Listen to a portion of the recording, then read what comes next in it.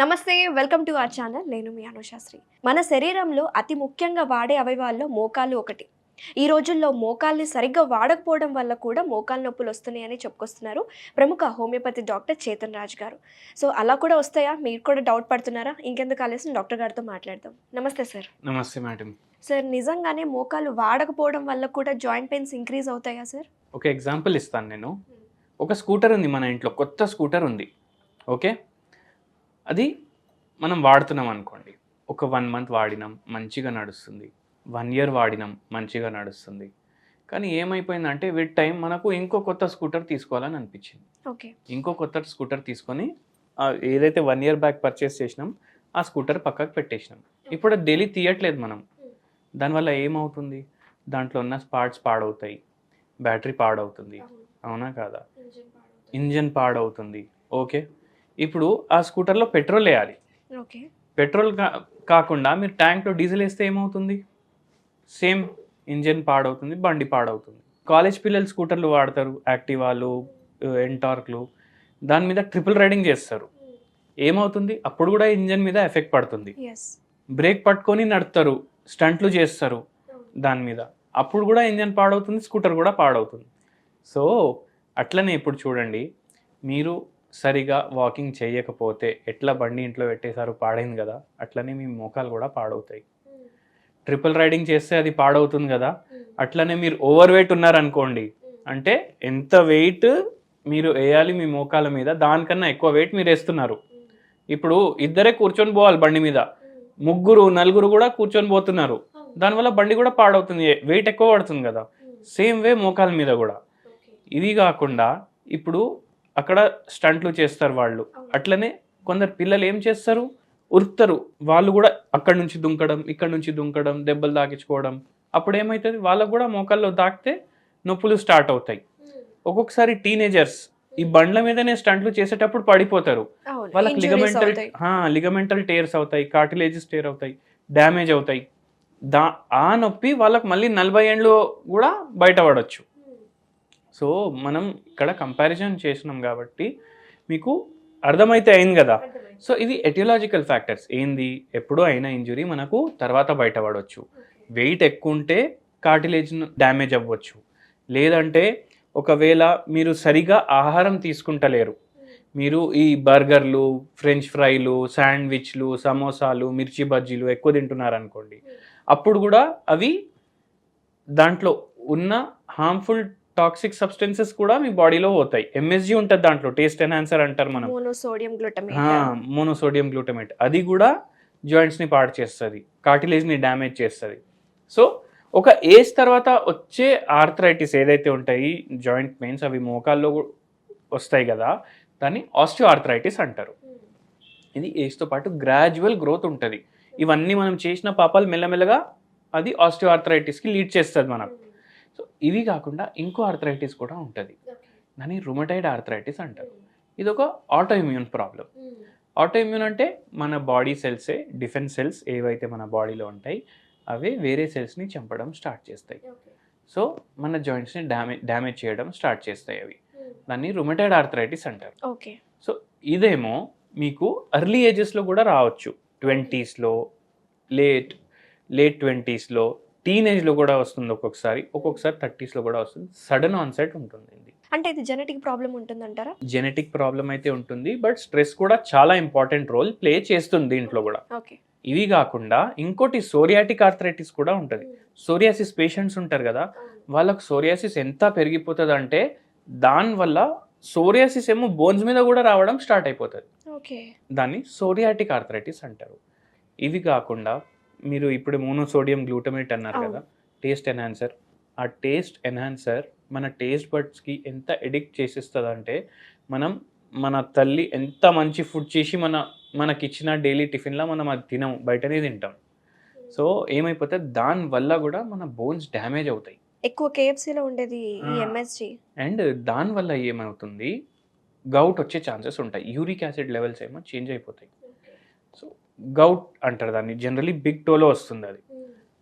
ఇవి ఏమో different type of arthritis. 100 types ఉన్నాయి ఆర్థరైటిస్లో. మనం ఓన్లీ 4 ఏవైతే ఫేమస్ ఉన్నాయో అవి డిస్కస్ చేసినాం. కామన్ ఇవి డిస్కస్ చేసినాం. సో ఎప్పుడైనా మీరు మంచి ఫుడ్స్ ప్రిఫర్ చేయండి, ఆర్గానిక్ వెజిటేబుల్స్ కానీ ఆర్గానిక్ ఫుడ్స్ ప్రిఫర్ చేయండి. వెయిట్ ఏమో పెరగకుండా చూసుకోండి. మన వ్యూవర్స్ అందరేమో ఇంట్లో కూర్చొని వాళ్ళకున్న జబ్బులు తగ్గించుకోవడం దానికి ప్రయత్నిస్తారు. బట్ వచ్చే ముందు మనం ఈ జాగ్రత్తలు పడితే ఈ రోగాలు మనకు రావు అని అది పాటించరు చాలామంది ఇప్పుడు. సో అది చేంజ్ అవ్వాలి. Prevention is better then cure అంటాం కదా మనం. సో దాని మీద కూడా అందరూ ఫోకస్ చేయాలి. ఇప్పుడు preventive care is very important. మనం అందరము వెయిట్ నార్మల్ మెయింటైన్ చేసుకుంటూ రెగ్యులర్ ఫిజికల్ యాక్టివిటీ చేసుకుంటే మనకు ఏ రోగం రాదు. ఓకే సో అట్లా జాయింట్ పెయిన్స్ కూడా రావు. సార్, జనరల్గా ఈ రోజుల్లో మీరు అన్నట్టు వెయిట్ మెయింటైన్ చేసుకోలేకపోతున్నాం. బయట ఫుడ్, ఇష్టమైన ఫుడ్ కనిపించిందంటే మనకు ఆటోమేటిక్గా క్రేవింగ్ స్టార్ట్ అయ్యి తినాలనిపించేస్తుంది. సో బయట ఉన్న ఫుడ్స్లో ఎక్కువగా ఈ ప్రిజర్వేటివ్స్ యాడ్ చేసి, కలరింగ్ ఏజెంట్స్ ఎక్కువ యాడ్ చేసి తీసుకుంటున్నారు. సో కలరింగ్ ఏజెంట్స్ యాడ్ చేసిన ఫుడ్స్కి చిన్నపిల్లలే కాదు, మనం కూడా అట్రాక్ట్ అవుతున్నాం. ఒక్కొక్కసారి నేను కూడా అట్రాక్ట్ అవుతాం, ఒకసారి టేస్ట్ చూడాలనిపిస్తుంది. సో ఎంతవరకు హార్మ్ఫుల్ సార్ ఆ కలరింగ్ ఏజెంట్స్ తీసుకోవడం వల్ల? కలరింగ్ ఏజెంట్స్ మీరు సూపర్ మార్కెట్కి వెళ్తారు కదా, అవును అక్కడ కూడా ఆర్టిఫిషియల్ ఫుడ్ కలర్స్ అమ్ముతారు వాళ్ళు. అవును అవును. ఇప్పుడు మనకు టమాటో కర్రీ బయట తీసుకుంటే రెడ్ ఉంటుంది, దాంట్లో కుంకుమ అయితే వేయడు కదా, దాంట్లో వాడు కలరే వేస్తాడు కదా, ఆర్టిఫిషియల్ ఫుడ్ కలరే వేస్తాడు. అండ్ మీరు సూపర్ మార్కెట్కి వెళ్తే చూడండి, ఆర్టిఫిషియల్ ఫుడ్ కలర్స్ వెనకాల ఉంటుంది. అవి డెఫినెట్లీ ఏదో సింథటిక్ కార్బన్ కంపౌండ్స్ ఉంటాయి దాంట్లో. ఓకే ఇవి ఏం చేస్తాయి అంటే ఇవి equivalent to cancer causing agents. ఇవి డైలీ మీరు ఫుడ్ కలర్ ఫుడ్ తింటున్నారనుకోండి, మీకు ఏదో రోజు క్యాన్సర్ వచ్చే ఛాన్సులు పెరిగిపోతాయి, చాలా పెరిగిపోతాయి. ఇప్పుడు నేను నార్మల్ ఇంటి ఫుడ్ తింటున్నా, ఇంకో మనిషి XYZ డైలీ ఫుడ్ కలర్ తింటున్నాడు ఫుడ్ బయట అంటే definitely there will be lot of health impact. Long రన్లో క్యాన్సర్ కూడా వచ్చే ఛాన్సెస్ ఉంటాయి వాళ్ళకు. వాళ్ళకి ఇప్పుడు తెలియదు, ఇప్పుడు తెలియదు, కొన్ని ఇయర్స్ తర్వాత బయటపడతాయి. బయటపడుతుంది. అండ్ ఇవి ఆర్టిఫిషియల్ ఫుడ్ కలర్లు అయితే బ్యాన్ చేసేయాలి మొత్తానికి. అది దేంతో ప్రిపేర్ చేస్తారు మనకు తెలియదు కదా, ఎందుకు అవి వాడాలి? చిన్న హోటల్ నుంచి, స్ట్రీట్ మీద ఉన్న ఢాబా నుంచి 5 స్టార్ 7 స్టార్ హోటల్స్ వరకు ఆర్టిఫిషియల్ ఫుడ్ కలర్స్ వాడతారు. అవే కాదు, మనకు ఎసెన్సెస్ ఉంటాయి. ఇప్పుడు బిర్యానీ చేస్తే దాంట్లో ఎసెన్స్ వేస్తారు, ఐస్ క్రీమ్ చేస్తే దాంట్లో ఎసెన్స్ వేస్తారు, కర్రీస్ చేస్తే దాంట్లో ఎసెన్స్ వేస్తారు. ఇవన్నీ సింథటికే. ఓకే. సో ఈ ఎసెన్సెస్ కూడా వాడొద్దు. న్యాచురల్ మనం ఎప్పుడైతే తింటామో మన టేస్ట్ బడ్స్ ఎక్కడ ఉంటాయి? టంగ్ మీద ఉంటాయి. సో టంగ్కి న్యాచురల్ టేస్ట్ అలవాటు ఉండాలి ఎప్పుడు. అండ్ మనం తినే ముందు ఫుడ్ని స్మెల్ చేస్తాం. ఎస్ అవును. సో ఆ స్మెల్ కూడా న్యాచురల్ ఉంటేనే మనకు అది అలవాటు ఉండి అది మనకు నచ్చుతుంది ఫుడ్. ఫస్ట్ ఫుడ్ ఏమో ఏది తిన్నా మన ముక్కుకి నచ్చితేనే మన నోరుకి నచ్చుతుంది అది. So taste enhancers and artificial flavouring substances ఎక్కడైతే ఉంటాయి అవి అవాయిడ్ చేయండి. ఎందుకంటే మీ మైండ్కి ఒకసారి ఆ ఆర్టిఫిషియల్ ఫ్లేవరింగ్ కానీ ఆర్టిఫిషియల్ స్మెల్ కానీ అలవాటు అవుతే మీకు ఈ ఫుడ్లు నచ్చవు. ఇంకోటి దీన్ని మనం దేంతో కంపేర్ చేయవచ్చు అంటే, చిన్న చిన్న పిల్లలకి బ్రెస్ట్ ఫీడింగ్ చేస్తారు వాళ్ళ మదర్స్. ఒక్కొక్కసారి ఏమవుతుంది, ఆ మిల్క్ సరిపోతే వాళ్ళు పౌడర్ మిల్క్ తీసుకొస్తారు. దాని టేస్ట్ బాగుంటుంది, దాంట్లో షుగర్స్ యాడెడ్ ఉంటాయి. ఆ పిల్లోనికి ఆ అలవాటు అయితే మదర్స్ మిల్క్ తీసుకోడు. But mothers milk is more healthy, more immunity transmit చేస్తుంది, ఎక్వైర్డ్ ఇమ్యూనిటీ వస్తుంది ఆ మిల్క్ తోటి. కానీ పిల్లోడు అది తాగడు, ఎందుకంటే దాంట్లో టేస్ట్ లేడు. అంటే జస్ట్ మంత్స్ బేబీకే టేస్ట్ గురించి ఎంత ఇంపార్టెన్స్ ఉంది అంటే మన పెద్దవాళ్ళు ఏంది. అందుకే మనం ఇవన్నిటితోటి చాలా దూరంగా ఉండాలి. సో హోమియోపతిలో కూడా ఈ హాలిస్టిక్ మెడికేషన్స్ అనేవి అందుబాటులో ఉన్నాయి కదా సార్. ముఖ్యంగా నేను రీసెంట్గా మా పెద్దమ్మ కూడా వాడుతున్నారు. She like 60 years old. So తనని కూడా మీ దగ్గరకు పంపించారు, వాడుతున్నారు. సో నాకు తెలిసిన వాళ్ళే, నా క్లోజ్ రిలేటివ్సే వాడుతున్నారు అంటే చూసే వ్యూవర్స్ వాళ్ళు కూడా నమ్మచ్చు. నేనే లైవ్లో చూశాను కాబట్టి. సో వాళ్ళకి ఒకసారి ఎక్స్ప్లెయిన్ చేద్దాం సార్, మోకాలు నొప్పులకి ఎలాంటి ట్రీట్మెంట్స్ ఉన్నాయో. ఇప్పుడు మీ ఆంటీనే వచ్చారు మా క్లినిక్కి and she also feeling very better.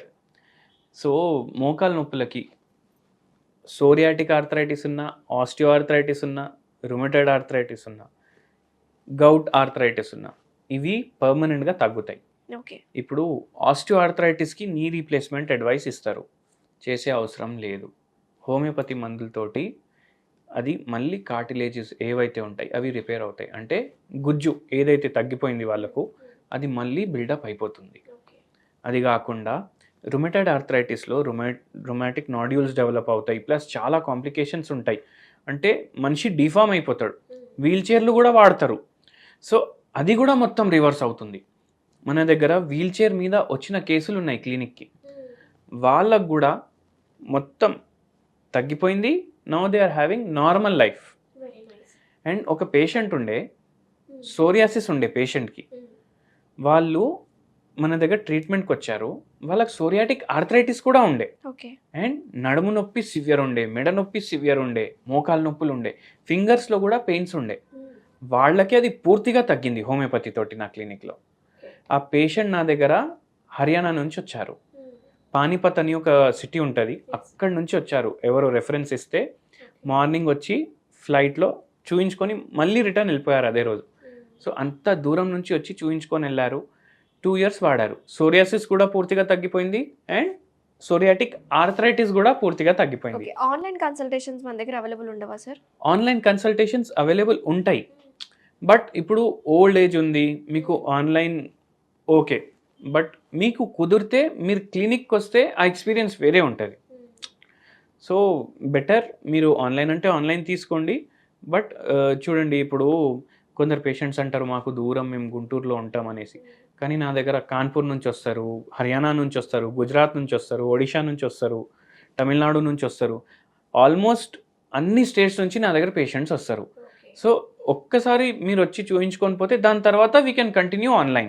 మనకి ప్రతిసారి మీరు కొన్ని రెమెడీస్ చెప్తూ ఉంటారు కదా సార్. సో పెయిన్ ఉన్నప్పుడు ఇన్స్టెంట్గా ఆయిల్స్ అప్లై చేసుకోవాలి అని లాస్ట్ వీడియోలో చెప్పారు. మరి ఈ వీడియోలో ఎలాంటి హోమ్ రెమెడీ చెప్పబోతున్నారు ఈ జాయింట్ పెయిన్స్కి? పారిజాత ఆకులు ఉంటాయి కదా, అవి మీరు బాయిల్ చేసి కషాయం లాగా చేసుకోండి, ఓకే.